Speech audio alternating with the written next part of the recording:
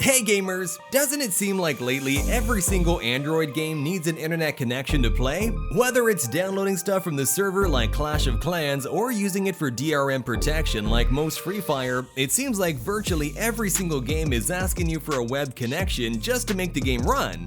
But today, I'm back with the 15 best offline Android games of the month that don't require any Wi-Fi at all, and you can play these games completely offline and with no internet and no ads. So starting with number 15, The Last Days.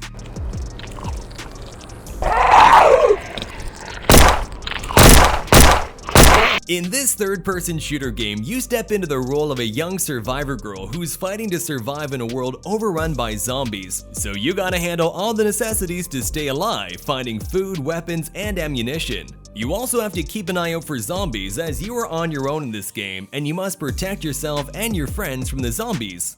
Besides that, you can also use your skills to scavenge for weapons and ammo, collect food and water, and defend yourself from hordes of zombies. In my opinion, the gameplay is amazing and I just generally really like the game. Number 14, Prince of Persia Escape 2. So if you're a fan of the classic Prince of Persia game, then you should definitely try this one out. It's a retro side-scroller arcade game where you'll perform defying stunts, avoid obstacles, slay your enemies, and defeat gigantic bosses. And being that this one is a sequel, it is more challenging than the first game. Prince of Persia Escape 2 has tons of unique levels and beautiful environments. It also features the reverse time mechanism, which you can use if you die in the game. In my opinion, the controls of this game are good, but the graphics could be better. Number 13, Train Racing.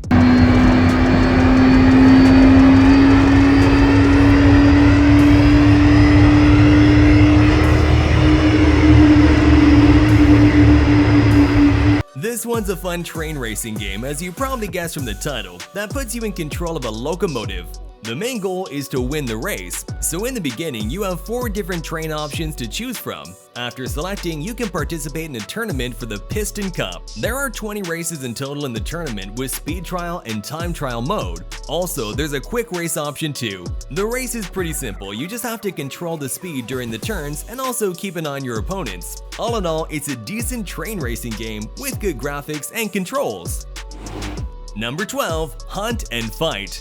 This one's an action RPG set in an open world, where after being caught in a storm, you find yourself on a faraway island. To get home, you're gonna need to earn a place on a ship, but to do so, you need to fight with many enemies and sometimes skeleton pirates too. In the vast open world, you also need to gather items and complete tasks given by local people to give you experience and fame. All in all, it's a good game to kill some time. Number 11, Air Battle Mission.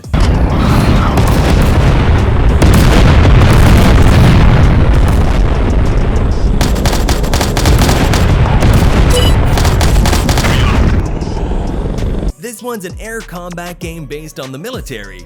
In the game, you take control of one of the most powerful warplanes in the world, and you need to defend your base from enemy aircrafts as well. The game features a lot of different missions that will require you to use all your skills in order to survive. Now, if we talk about the visuals, the graphics are a little bit dated compared to current games. The writing feels a bit bland and the movement feels unrealistic.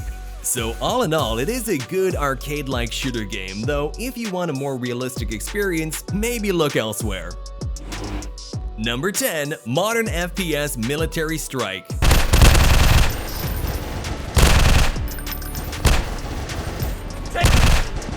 This one's a first-person shooter game with a ton of zombies to shoot and kill. The game is set in a dark setting where the player takes control of a character in a world of zombies and shoots those zombies to complete it. The game features a variety of weapons, including pistols, shotguns, machine guns, and grenades. There's also a variety of zombies that you'll have to encounter, including standard zombies, crawlers, and even a special zombie boss. It also includes another campaign mode where you can fight against a terrorist group in several levels. Overall, it has good graphics and simple controls. Number 9, TerraGenesis Landfall. Operation Landfall will follow in the footsteps of its predecessor as an immersive city building and space survival game that allows players to build a home on Mars, Venus, Mercury, or even the Moon.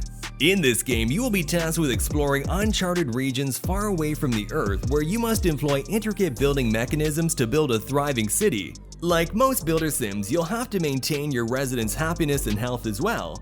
Each facility and building can be viewed, allowing for a very captivating and interactive experience. All in all, this one's an amazing science-based city building simulator, so if you like that genre, this one's definitely for you.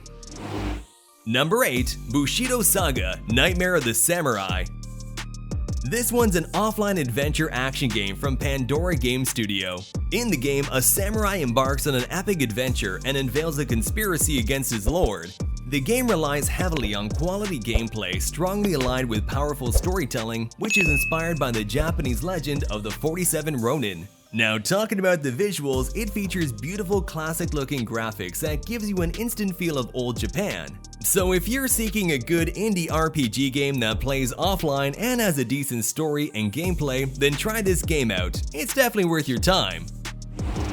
Number 7. Taurus. This one's a simple arcade game that helps you to improve your focus. The gameplay mechanics of this game are very simple but challenging, where you just have to tap on the object which you select. Like here, I have chosen the triangle. I simply tap every triangle and number of each row to score more. But as you progress, the speed will also increase. And there is also an X element in the row. If you click on that, then it slows down the speed. The game features 3 different modes where you have to choose multiple objects at the same time. Besides that, there's also a live leaderboard where you can see your score against others. So if you want to improve your focus, then check it out. Number 6. OWRC: Open World Racing. As I'm sure you guessed from the title already, this one's an open world racing game where you can explore a map which is full of traffic vehicles, racing events, and more. The game also features several different types of terrain like forest, hill, and desert where you can participate in different races and race through 100 square kilometers of open world, avoiding traffic. The game also has a car damage system, so if you drive your car roughly, then it'll get damaged and you have to repair it. Now, in my opinion, the game is very similar to Forza Horizon, where you can do off-roading and explore different areas of map with various cars. Number 5. Love You to Bits. This one's a charmingly cute, purely visual, puzzle-filled, point-and-click sci-fi adventure game spanning all around the universe. In the game, you follow the journey of Cosmo, a clumsy, rookie space explorer in search of Nova with his robot girlfriend. After a fatal accident, Nova's pieces are scattered across outer space, so now it's up to Cosmo to retrieve all of Nova's bits, rebuild her, and get back together.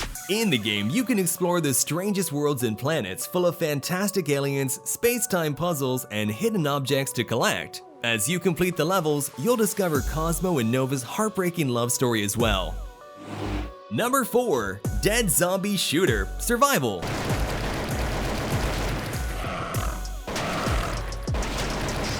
This is a top-down zombie shooter game where you step into the role of a soldier whose team was killed by zombies, and now you're the only one left to fight with the zombies in the dark world. The game offers 3 unique characters to choose from, each with their own fighting style too. The map is rich in interactive elements like cars, oil barrels, and you can use them to help destroy the enemy.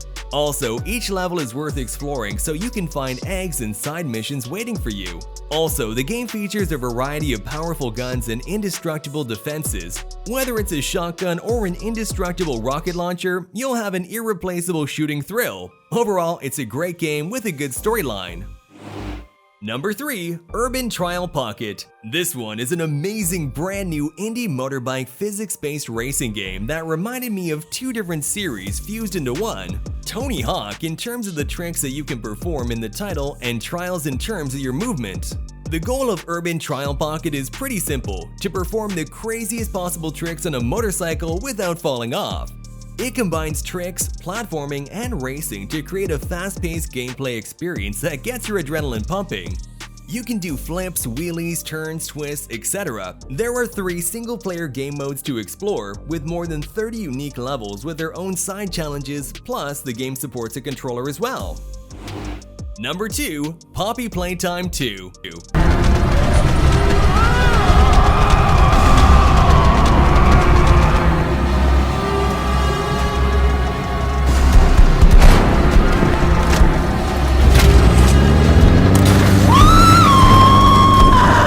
It's finally here, guys, and let's just say it was a crazy release leading up to a crazy chapter. So up to the point of Chapter 2, Poppy Playtime had seemingly already solidified themselves as competitors to games like Bendy and the Ink Machine. When you first start the game, you're not exactly picking up where you left off in Chapter 1, and upon re-exploring the dollhouse-esque building, you find the door that was previously locked is now actually able to be opened. And upon entering this room, there are a few teases and such in terms of war and secrets. All in all, if you like horror action-style games, then this one's for you.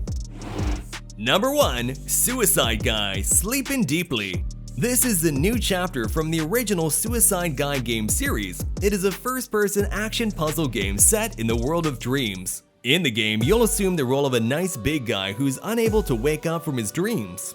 So your task as the player is to help him to step out of them. The game brings a whole new story with an unexpected plot twist and physics-based levels with ultimate moves, in which you have to solve challenging puzzles. You can also pick up items, throw them, and activate mechanisms. Throughout the game, you will find many funny creatures to annoy, and you can drive vehicles too. Overall, the graphics of this game is outstanding, and the controls are good. That's it for today, guys. If you found this video helpful, be sure to leave a like, and don't forget to smash the subscribe button and turn on bell notification because we put out new videos every single week. Thank you so much for watching, and I'll see you guys next time.